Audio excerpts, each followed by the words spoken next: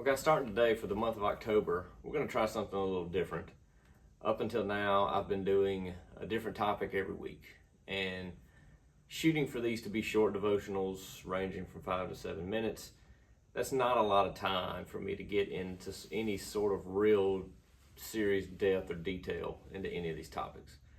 As a pastor and a teacher of the word, that isn't easy for me to accept. So what we're going to do is for at least the month of October, we're going to give this a try.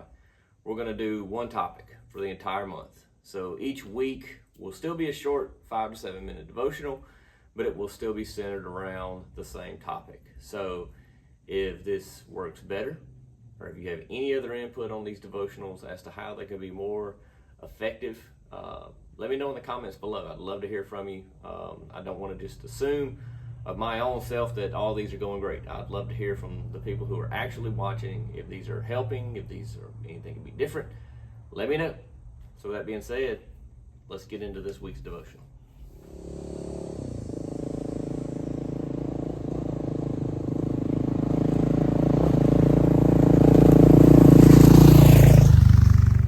So for the month of October, I want to talk about making comparisons, comparing ourselves to others, so on and so forth.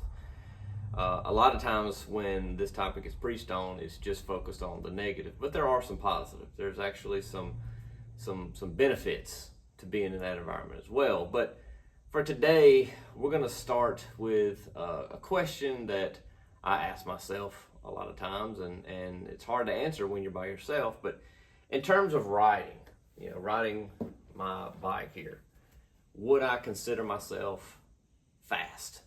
If you're into dirt bikes or anything like that, fast is it's an important term. You want to be fast, and riding dual sports on gravel and single track and stuff like that, that mentality is just there. I want to ride fast. Am I a fast rider? And because there's a lot of skill that comes by way of experience and training when it comes to this stuff, because you don't just twist on the throttle. You have to really know how to ride all the way around. And so, if someone was to walk up to me and say, Wesley, do you consider yourself a fast rider? Like, are you a really good, what level are you?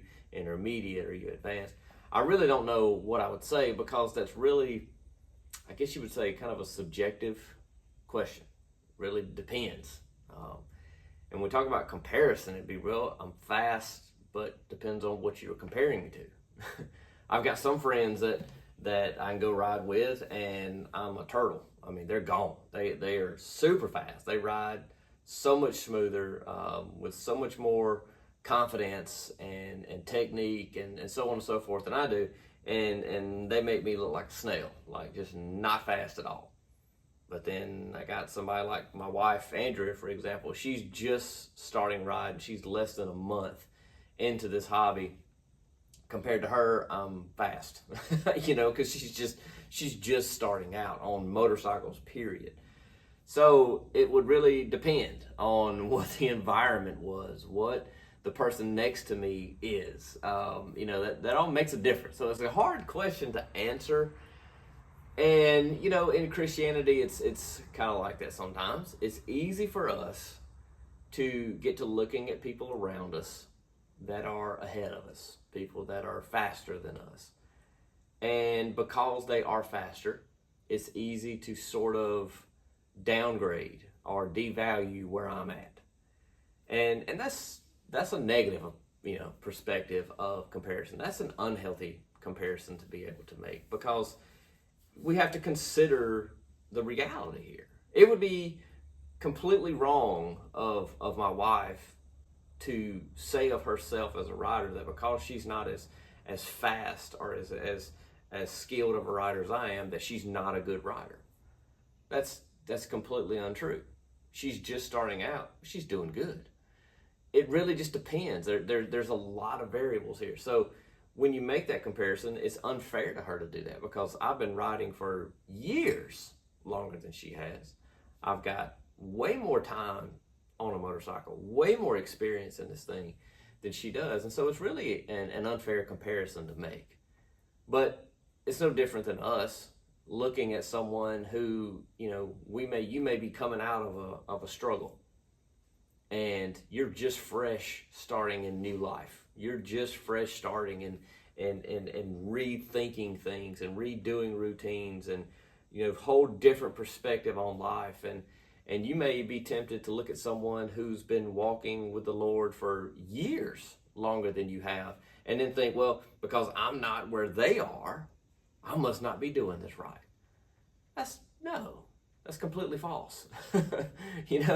There's a process to this stuff. As much as we like to think, we may look at somebody who's experienced in walking with the Lord. They've been walking for years, and they almost make it look easy.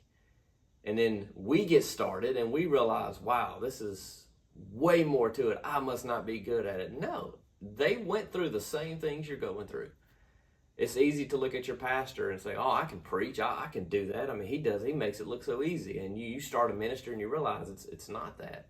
Doesn't mean you're not called or anointed. It just means he's been doing it for longer. And he's walked through this. There's no jumping to the head of the line, man. There is process in this growth. And I want to look here at a verse in Mark chapter 4. He says in verse 31, it's like a grain of mustard seed, which when sown into the ground is the smallest of all the seeds on the earth. Yet when it's sown, it grows up, becomes larger than all the gardens in the plant, and puts out large branches so that the birds of the air can make nests in its shade. So what Jesus is talking about here is not really necessarily new information. He's given us something we're very familiar with, the process of growth. That a seed, what it looks like when it goes into the ground, is not a good indicator of what it's going to look like when it's full grown. It's just not. It's going to take on a completely different form and shape, and not to mention size. But the important thing to understand is that the DNA that is in the full-grown tree is the same DNA that's in the acorn or the seed or whatever it is that falls to the ground. As a believer, I may not be as experienced and as mature and as well-traveled with Christ as some other people in my life. But the same DNA that is in them as a child of God is the same DNA that is in me. And I have to be patient with the process. I have to stay the course. So there's times where I go ride that I feel, man, that was fast. That was great. And then there's times where I go ride where I'm like, man, I still have so much learning to do. But I don't let one make me prideful, and I don't let one devalue or destroy. I just realize that all of this is part of the journey, it's part of the process, it's part of the experience. It's the fun part. It's the growing and learning and stretching out. And the Lord is really faithful, and he's really gentle and good about us if we're becoming too prideful. He puts us in environments where we realize we're not as fast of a rider as we might have thought that we were. But then he's also good at times where we may be kind of getting down, and he reminds us that, hey, look, you may not be the fastest in the world, but you're faster than you were last year.